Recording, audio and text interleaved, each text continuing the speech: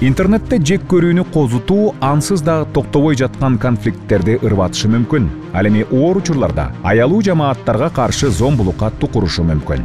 Кастык тилин катардагы колдонуучулар гана эмес, чоң аудиториясы бар коомдук ишмерлер да таратышы мүмкүн. Кастык тили жана жек көрүүчүлүк риторика деген эмне? Бириккен Улуттар уюмунун кастык тили менен күрөшүү стратегиясы жана иш-аракеттер планы аны адамга же адамдардын тобуна ким экендигине жараша, башкача айтканда алардын дини, этникалык теги, улуту, расасы, терисинин түсү, социалдык теги, жынысы жана башка иденттүүлүк факторлоруна карата басынтып кордогон же басмырлаган ооз-2 жазуу жүзүндөгү же жүрүм-турумдук формадагы бардык коммуникация деп аныктайт. Ошол эле убакта Бириккен Улуттар уюмунун жек көрүүчүлүк риторика менен күрөшүү стратегиясында жана иш-аракеттер планында корголгон мүнөздөмөлөрдүн тизмеси ушуну менен эле бүтпөйт деп белгиленет. Анткени ага иденттүүлүктүн бардык факторлору киргизилген. Стратегияны кароо учурунда өкмөттөр өздөрү жашаган конкреттүү шарттарга негизделген инклюзивдүү мамилелерди жетекчиликке алышы керек. Кастык тилине кайсы учурларда тыюу салынышы керек, бирок ошол эле учурда жарандардын сөз эркиндиги жана пикир айтуу эркиндиги сакталышы керек. Бириккен Улуттар уюму үчүн эксперттер менен адистердин катышуусунда иштелип чыккан Рабат иш-аракеттер планында сөз эркиндигине чектөөлөрдү киргизүүнүн жана жек көрүүчүлүктү козутууга тыюу салуунун 6 критерийи каралган. Демек, Рабат иш-аракеттер планы сөз эркиндигин чектөө жана жек көрүүчүлүктү козуткан факторлорду аныктоо үчүн жогорку чекти аныктайт. Кыргыз Республикасынын мыйзамдары сөз эркиндигине укуктарды кепилдейт. Ошол эле учурда ар кандай белгилер боюнча жек көрүүчүлүктү козутууга жоопкерчиликти да карайт. Бирок кастык тили менен күрөшүүнүн эң эффективдүү чаралары ар кандай коомдор, маданияттар жана диндер ортосунда диалог аркылуу жек көрүүчүлүктүн алдын алуу болуп саналат. Жакшылыктын жана ак ниет коммуникациянын тили ынтымак ырашкерликти бекемдөөгө жардам берет. Ал коомдун ар кайсы катмарынын ортосунда бекем байланышты түзөт.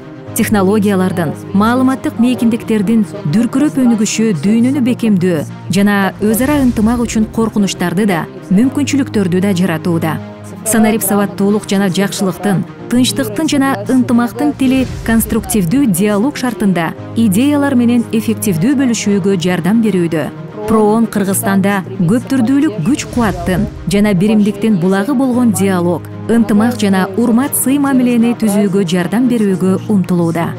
Жакшылыктын, урмат сый маданиятынын жана инклюзивдүүлүктүн тилин кармоо менен биз туруктуу келечек үчүн жалпы негиздерди түптөп жатабыз. Бириккен Улуттар уюмунда кастык тили менен күрөшүү максатында атайын стратегия жана иш-аракеттер планы түзүлгөн. Кастык тили бул бир адамга же адамдардын тобуна каршы айтылган басмырлоочу, жек көрүүчү сөздөр.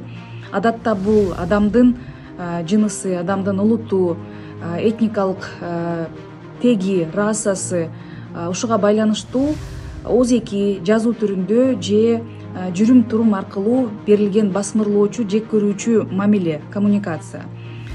Ар бир адам биз азыр санариптик доордо жоопкерчиликтүү болуп, ушул жек көрүүчүлүк сезимдерди, сөздөрдү токтотуп жана андан ары таркатпоого толук мүмкүнчүлүгүбүз бар. Язык вражды — это вирус. Кастык тили бул биздин коомдогу вирус. Биздин социалдык тармакта айрым терминдердин негатив контенти көп колдонулат. Мен бүт коомду кастык тилинен баш тартууга чакырам. Анткени бул майыптыгы бар адамдарга негатив мамиленин болушуна абдан чоң таасир берүүдө. Келгиле, достук мамиледеги коомдо жашайлы жана айрым адамдарга туура сөздү таап сүйлөйлү. Кара мүртөс, терс мүнөз кастык тилди чектейли. Кастык тил акылдуунун иши эмес. Арыбаңыздар уюткулуу кыргыз журтчулугум. Кара кылдык акчарган калыс бололу, кастык тилинен алыс бололу.